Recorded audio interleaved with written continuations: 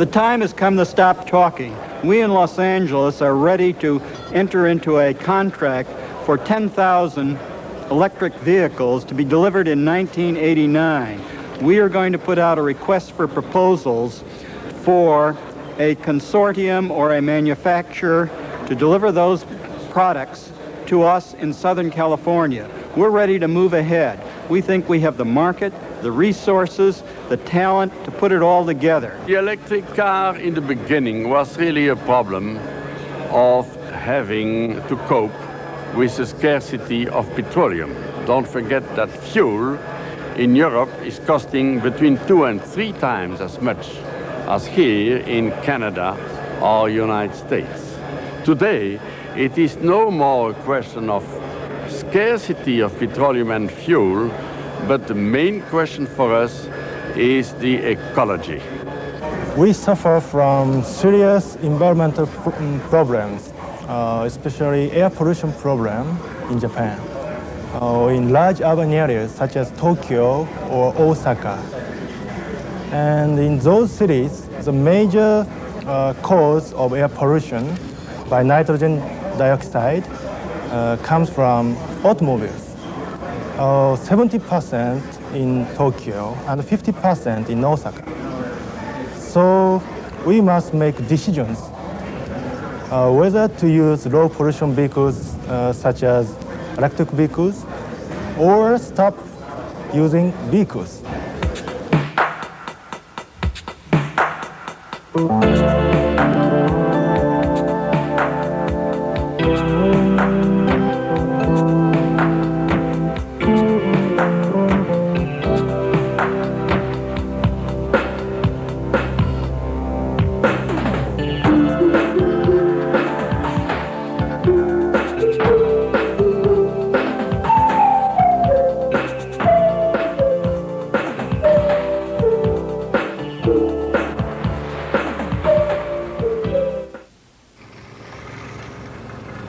The taxi driver who delivered me to the site of the 9th International Electric Vehicle Symposium in Toronto, Canada, said that he didn't think electric vehicles would ever become a viable means of transportation.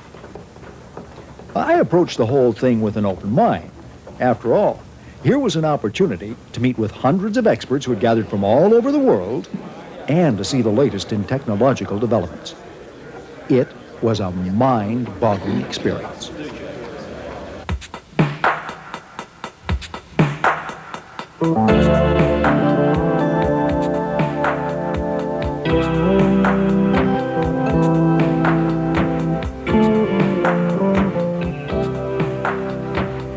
The electric vehicles on display came in a wide variety of shapes and sizes, and they attracted a good deal of attention.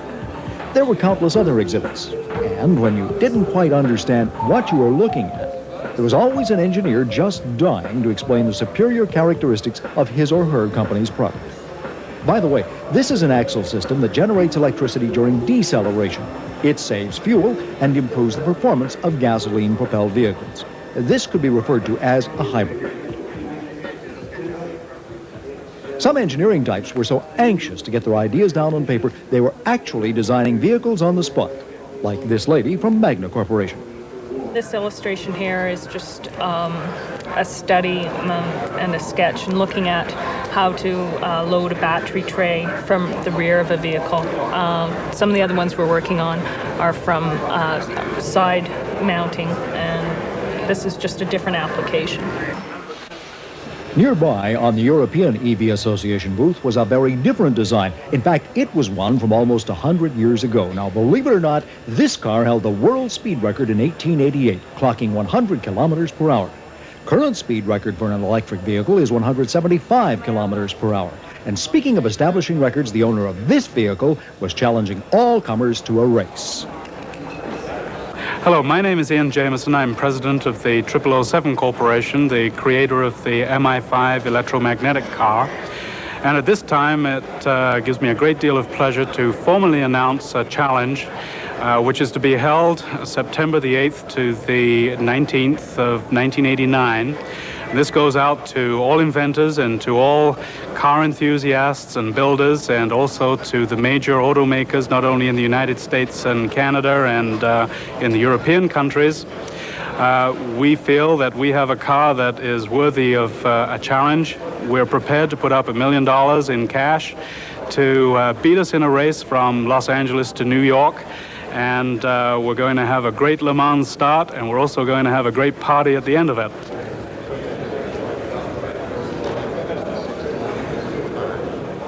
I soon found out there was more to being a delegate than just looking at exhibits and listening to challenges.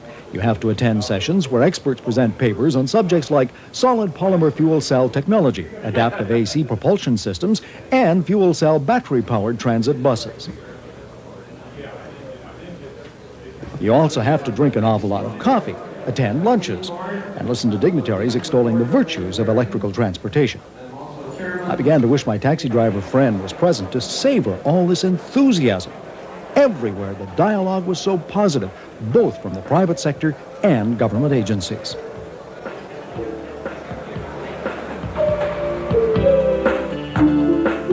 The U.S. Department of Energy, for example, has invested millions of dollars into electric and hybrid vehicle research. I asked Director Paul Brown if his organization was satisfied with the progress being made.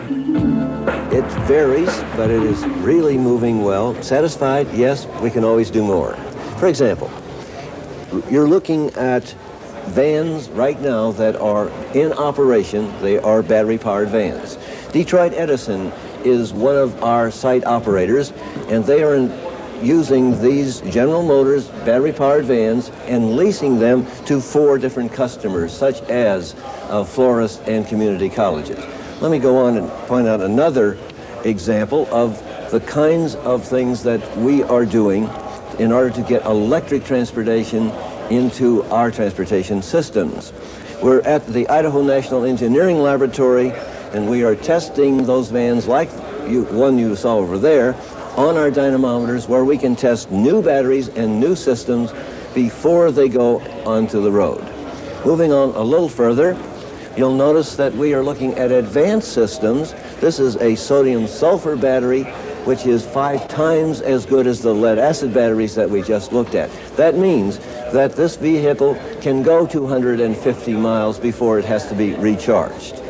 Again, we are looking at a fuel cell, more advanced technology, that would burn methanol to eliminate the diesel-burning buses that we have in our cities. And then, I think, as a final item that we are looking at that's sort of advanced, we're concerned about the batteries, but also concerned about how we drive the vehicle. You'll notice on this axle, that's the complete motor that has replaced any motor that's in this car. It is an electric motor. Its size is 10 inches in diameter and 7 inches long, and that is a 70 horsepower electric motor that is giving excellent performance to this, and you'll notice the minivan that we have. The technology is moving, and we are indeed satisfied we can do more. Thank you, Mr. Brown. My pleasure. Another government department showing a good deal of interest in electric vehicles was Canada's Ministry of the Environment. And this was evidenced by their display showing Canada's concern about the so-called greenhouse effect. In fact, the internal combustion engine's impact on the environment seems to be the catalyst for speeding up the development of electric vehicles. The environment is a much more delicate thing than it used to be. We used to think that perfect combustion was a matter of turning whatever carbon we had into carbon dioxide as opposed to carbon monoxide, which of course is toxic. Now we have found out, as a result of the conference held here last summer, that carbon dioxide also has horrible effects on the atmosphere, and that we have to have another look at the whole question of the ecosystem. Where are we going, and how much of this pollution can we afford to transmit into the atmosphere before things come to a grinding halt? The main question for us is the ecology. More and more politically, we have members in the parliaments in our countries who do represent a green trend, and they are pushing to stop the emission of the gases from cars. Several major European cities have banned automobiles from their downtown areas. And it's causing auto manufacturers there to take a second look at electric vehicles. This is reflected by the seemingly endless array of models. Even in developing countries like the People's Republic of China, there's a concerted effort to develop this alternative form of transportation. China is a developing country. Since the 80s, and the research and the development of electric vehicle had picked up speed in our country. And now there are about 30 factories are producing the electric vehicle. The problem seems to be worldwide. And this was manifested in the signing of an agreement to form a worldwide organization right here at the symposium. Dr. Chan, would you come forward, please, to sign?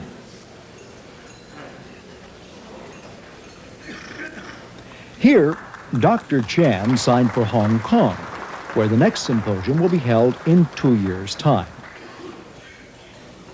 When I talked to him later, he was very optimistic about the developments that he expects to take place in the interim. Mind you, in spite of all the talk about what's going to happen sometime out there in the future, we must not forget that there are electric vehicles operating on a day-to-day basis right now, like this Griffin van, 2 of which are in regular service in Toronto, clocking some 22,000 kilometers per vehicle per year. And there are 200 of these Volta vans in use in France. So when are EVs going to be available to the general public? That is probably the most difficult question you could ask me, and anyone here will give you a different answer. If you were asking me how soon, under current conditions, is the electric vehicle going to become viable, I will say it's probably in the 5 to 15 year range. Given that the first electric vehicle was built in 1837, you may well wonder why vehicle manufacturers have been so sluggish in adapting it as a replacement for the internal combustion engine. The reason is the battery. But this is changing. Batteries and fuel cells come in a variety of shapes, sizes, and compositions. Nickel iron, chloride, zinc bromide, lithium aluminum, sodium sulfur, aluminum air, and so on. And whereas the old batteries propel vehicles for, say, 50 kilometers a charge, today it's 250 or better. And some don't even need recharging. The vehicle at a rate of 3 megawatts. What we want to show you here is the way that the aluminum alloy and the air cathode operate to generate electricity. The aluminum alloy is in the electrolyte, it is dissolving, and aluminum is going into solution. The cathode is a membrane that allows oxygen to come from the atmosphere and is an air-breathing battery. The oxygen comes in, reacts, forms hydroxyl ions. The hydroxyl ions react with the aluminum and form aluminum hydrate, and the aluminum hydrate precipitates in the cell. The hydrate is an innocuous material. It is in fact very similar to the material you might use for toothpaste. The battery, or fuel cell as we call it, because the aluminum is replaceable, is not electrically rechargeable. However, the aluminum can be added very rapidly, and in only a few minutes you can place new plates into a system like this, and instead of waiting for hours for the battery or fuel cell to be recharged, you are able to get away immediately. What we have here is a system that is capable of long range and rapid refueling. We wanted to integrate the aluminum fuel cell into a vehicle. We took the battery, we put it in the back, and we put in a microprocessor here to gather data. And we've operated this vehicle on a test track in Denver, Colorado. What we're trying to do is to develop a technology that is capable of taking a normal vehicle up to 2,000 miles in between changes of aluminum and up to 400 miles in between changes of electrolyte. Powerplex, a consortium of international companies, has also had considerable success with their sodium sulfur battery, now used in this Chrysler electric van, and also in the Ford ETX2.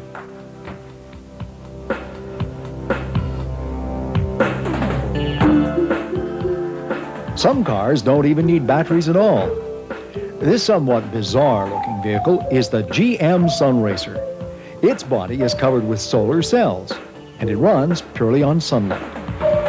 It recently won a 1,950-mile race across Australia, finishing 600 miles ahead of its nearest competitor.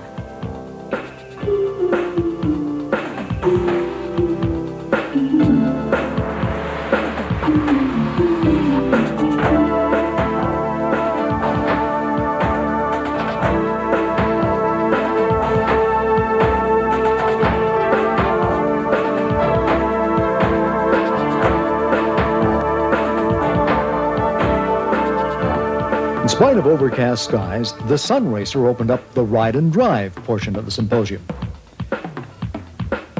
Can you imagine yourself driving to work in this vehicle? Or this one? When it came to test driving, the delegates were full of enthusiasm and vehicles were in big demand. And the press were anxious to capture it all on film and tape. Ian Jameson was still challenging all comers, and no doubt eyeing up the competition. My first electric riding experience was to be in the Peugeot bus. This 18 to 20-seater has a speed of 70 kilometers per hour and a range of 100 kilometers using Saft nickel-cadmium batteries. It occurred to me that this would make a great bus for shuttling hotel guests to and from the airport. It was a smooth ride, but a little disconcerting when I recognized someone I thought I knew. No, it couldn't have been. I tried to look knowledgeable by poking around the inner workings of this EPRI-G van. I saw very little I recognized under the hood, but climbing inside, I found it to be pretty much like your average GMC van. Another very interesting vehicle is the Volta van from France, which, by the way, is being actively marketed.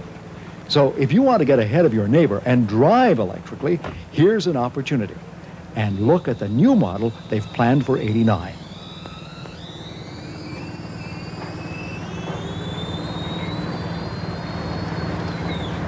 Okay, if you don't want to begin quite that ambitiously, why not start with an electric motorcycle? The electric Mofa Vidyut 24. You can cruise along at 35 kilometers per hour. And it's very adaptable.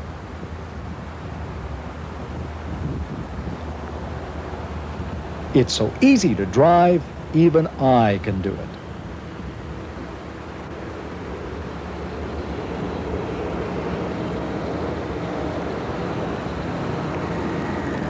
Now, for my first actual experience behind the wheel.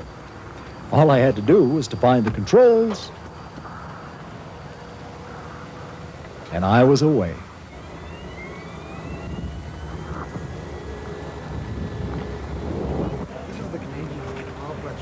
Leaving a very nervous instructor behind, I decided to go back to being chauffeur-driven.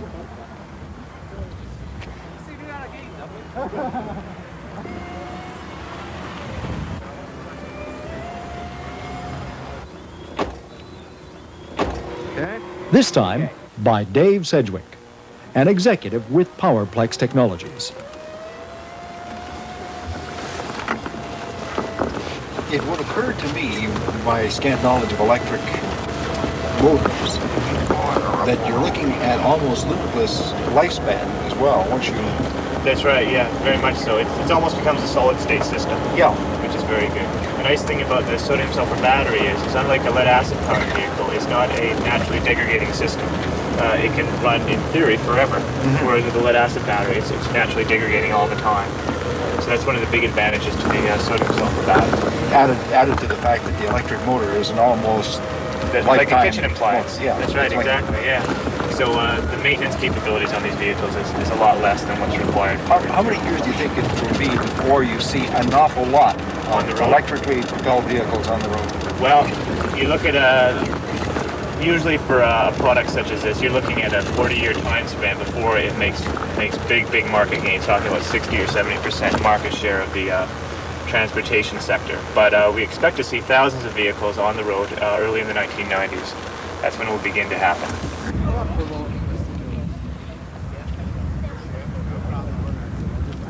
It won't only be the large manufacturers who will be providing us with our electric vehicles throughout the 90s. This little car, for example, was designed and built by a high school student, which seems to indicate that there'll be any number of entrepreneurs getting in on the act.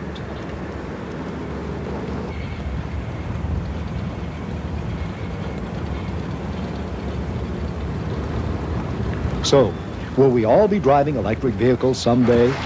I'm convinced. How about you?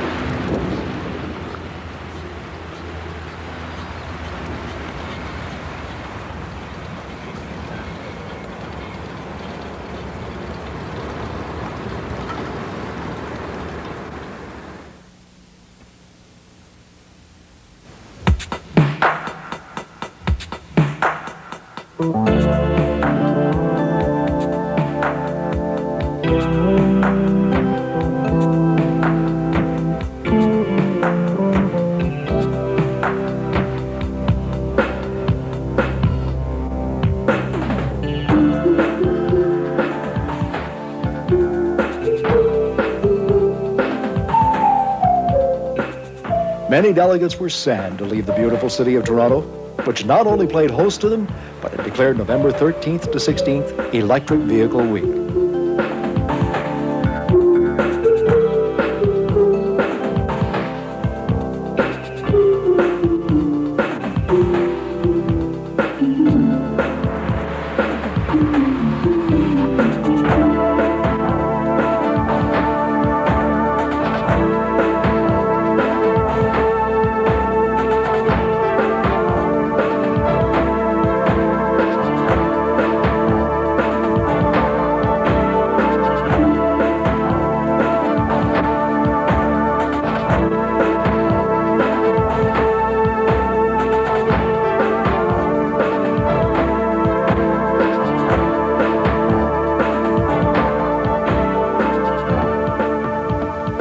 I could boast that not only had I driven an electric car and an electric motorcycle, but I'd ascended the highest structure in the world called the CN Tower, over 1,800 feet, ironically in a sort of electric vehicle.